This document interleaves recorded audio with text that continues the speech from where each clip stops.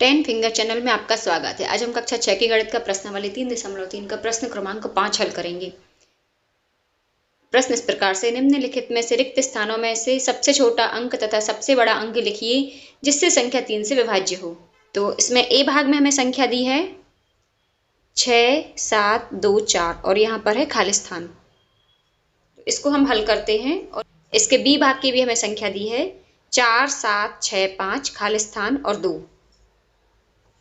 तो ए भाग को हम हल करते हैं। 3 से विभाज्यता का नियम आपको पता होगा। कोई भी अंक 3 से तभी कोई भी संख्या 3 से विभाज्य होती है यदि उसके अंकों का योग 3 से विभाज्य हो। तो यहाँ पर हमें एक अंक तो मालूम नहीं है, तो जितने अंक हमें पता है पहले हम उनका योग निकाल लेंगे। तो ये हो जाएगा 6 धन 7 धन 2 धन 4। तो यहाँ पर आ जाएगा 7 6 13 और 2 15 और 4 19।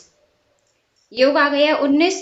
अब देखिए 3 का जो पहाड़ा है वो हम उसको तीछंग 18 शुरू करेंगे। क्यों करेंगे? क्योंकि हमें 19 के आसपास की संख्याएं चाहिए, 19 से ज्यादा वाली संख्याएं चाहिए। तो तीछंग 18, 30 आते 21, 3 अट्ठे 24, 3 नाम 27, 3 धाम 30। इतने से भी काम चल जाएगा। तो 19 के पास में क्या है? सबसे पास में है 21। 21 में से यदि हम 19 को घटाएं तो हमें 2 प्राप्त होगा। अब ये जो खाली स्थान है यदि हम इसमें 2 लिख देते हैं और यहाँ पर यदि हम 2 प्लस करेंगे तो इसका योग हो जाएगा 21। तो फिर वो संख्या 3 से विभाज्य हो जाएगी। तो इस खाली स्थान में आ जाएगा 2। तो हम लिखेंगे 2 धन 6 धन 7 धन 2 धन 2 धन 6 धन 7 धन 2 धन 4। तो इसका योग हो गया 21। 6 और 2 8, 7 15, 2 17 और 4 21। थोड़ा सा फिर से समझिए इसको कि जो सबसे पास का गुणा 3 का गुणज था, गुणज अर्थात 3 के पहाड़े में आने वाली संख्याएं, तो वो था 21। 19 के सबसे पास में है 21। तो यदि 21 में से हम 19 को घटाएंगे हमें 2 प्राप्त होगा।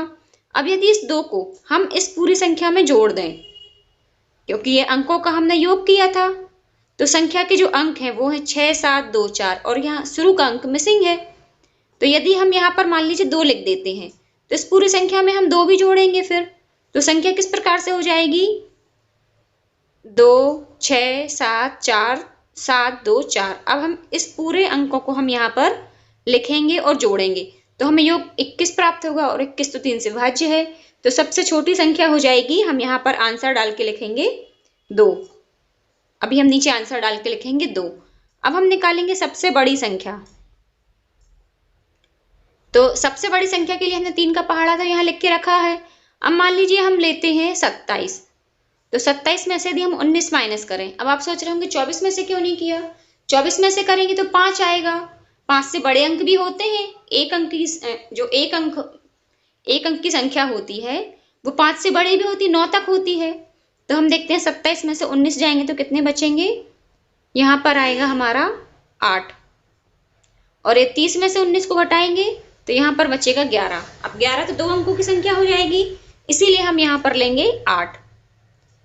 तो यदि हम इस स्थान पर 8 भर दें, अब आप कहेंगे मैम 2 तो भर दिया, अब 8 फिर से क्यों भर रहे हैं?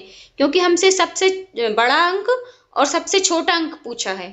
तो सबसे बड़ा अंक यदि हम 8 ले लें तो ये जो था पहले से 6 धन 7 धन 2 धन 4, इसका योग अभी था 19। अब यदि हम इसमें 8 और लगा दें साथ में, हमने 8 लगा दिया स्टार्टिंग में, तो अब इनका योग कितना हो जाएगा? 8 6 14, 14 7 21, 2 23, 4 27। बिल्कुल सिंपल है। जो 19 हमारा योग था उसी में हमने 8 और जोड़ दिया, तो 19 और 8 भी 27 हो जाएगा। और यदि हम इनको अलग अलग जोड़ेंगे तब भी 27 आएगा। तो सबसे बड़ा अंक हो गया 8। अब हम आंसर में लिखेंगे। अब ये संख्या कितनी हो जाएगी? ये यहाँ पर डैश था जो 6 7 2 4, यहाँ पर हो जाएगा 8।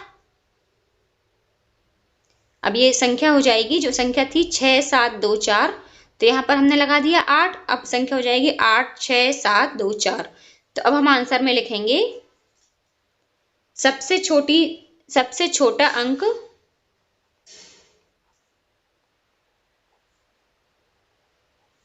2 एवं सबसे बड़ा अंक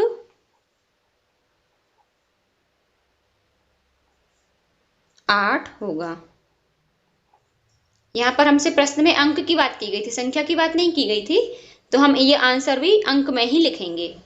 आप अंक और संख्या में अंतर तो जानते हैं। संख्या जो पूरी की पूरी होती, जैसे 6 7 2 4, ये पूरी क्या है, संख्या है। अब इसके अंक कौन कौन से, 6 7 2 4, ये सब इसके अंक हैं। अब इसी का हम बी भाग देख लेते हैं। बी भाग की संख्या पहले हम यहीं पर उतार लेंगे। ये हमें दी है 4 7 6 5 खाली स्थान और फिर आया है 2। तो सेम वही प्रोसेस से करेंगे। सबसे पहले तो जो अंक हमें दिए हैं इनको हम जोड़ लेंगे। आप लोग थोड़ा ध्यान से समझिए इसको, जब आप इसको 4-5 बार हल करेंगे तब ये आपसे बनेगा। तो अंकों का योग हो जाएगा। पहले तो हम यहाँ ऊपर हेडिंग डाल लेते हैं 3 से विभाज्यता। ऊपर वाले क्वेश्चन में भी नहीं ये सब लिखा था मैंने, तो यहाँ पर भी लिख दे रहे हैं 3 से विभाज्यता।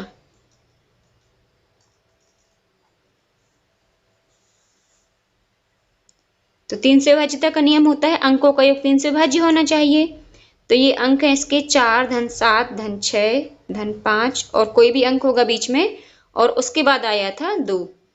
तो इन सब का योग है 7 4 11 6 15 5 20 2, 7 4 11 6 17 5 22, 17 5 22 2 24,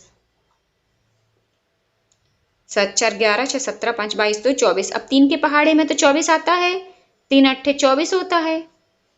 तो इसका अर्थ हुआ कि इसमें यदि हम शून्य जोड़ दें तो इसका जो योग है वो अपरिवर्तित रहेगा, योग में कोई परिवर्तन नहीं आएगा, संख्या भी वही रहेगी और लेकिन कोई एक अंक भी आ जाएगा। तो यदि हम यहाँ पर शून्य लिख दें, धन शून्य कर दें, तो फिर तब भी इसका योग 24 ही रहेगा। तो सबसे छोटा अंक हो जाएगा इसमें 0। अब ये संख्या हम पुनः लिखेंगे 4 7 6 5 खाली स्थान और 2। अब इसका हम योग ज्ञात करेंगे 4 धन 7 धन 6 धन 5 धन 2। तो इसका योग अभी कितना आ रहा है, 24 आ रहा है। अब हमें चाहिए सबसे बड़ी संख्या। तो हम 3 का पहाड़ा देखते हैं। 3 8 24, 3 9 27, 3 धाम 30, 3 11 33, 3 12 36। तो अभी तक तो 24 था, शून्य से ही काम चल गया।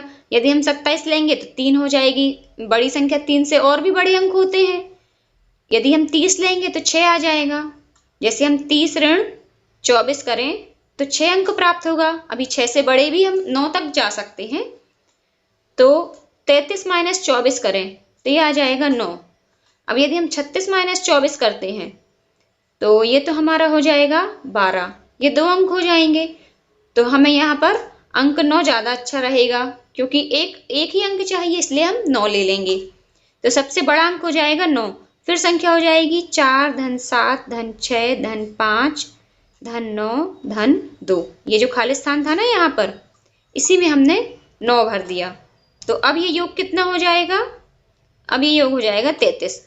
ये जो 24 योग था उसी में हमने 9 जोड़ दिया, 33 आ गया। इसको आप जोड़ के भी देख लीजिए। 7 4 11 6, 17 5 22, 22 9 31 2 33। अब ये योगफल आ गया हमारा 33। तो अब हम आंसर में लिखेंगे, यहाँ पर हम 9 भर देते हैं। ये संख्या को हमने दूसरी बार लिखा है। पहली बार में हमने 0 भर दिया था, दूसरी बार में हमने 9 भर दिया। अब हम आंसर लिखेंगे, सबसे छोटा अंक 0 एवं सबसे बड़ा अंक 9 होगा।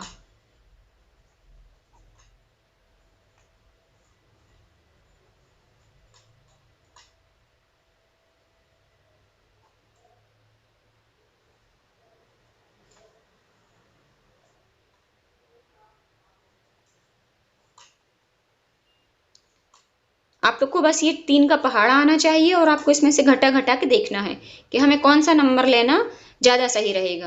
क्योंकि यदि हम 6 ले लेंगे तो फिर वो कम हो जाएगा। उन्होंने सबसे छोटे और सबसे बड़े अंक की बात की है, तो सबसे बड़ा अंक तो 9 ही ज़्यादा ठीक रहेगा लेना, इसलिए हमने 9 को लिया है। तो उम्मीद करती हूँ प्रश्न क्रमांक 5 आपको समझ में आ गया होगा। कहीं कोई प्रॉब्लम हो आप मुझे कमेंट्स में लिखकर पूछ सकते हैं। नेक्स्ट क्वेश्चन के लिए मिलते हैं नेक्स्ट वीडियो में। तब तक के लिए पढ़ते रहिए, मस्त रहिए।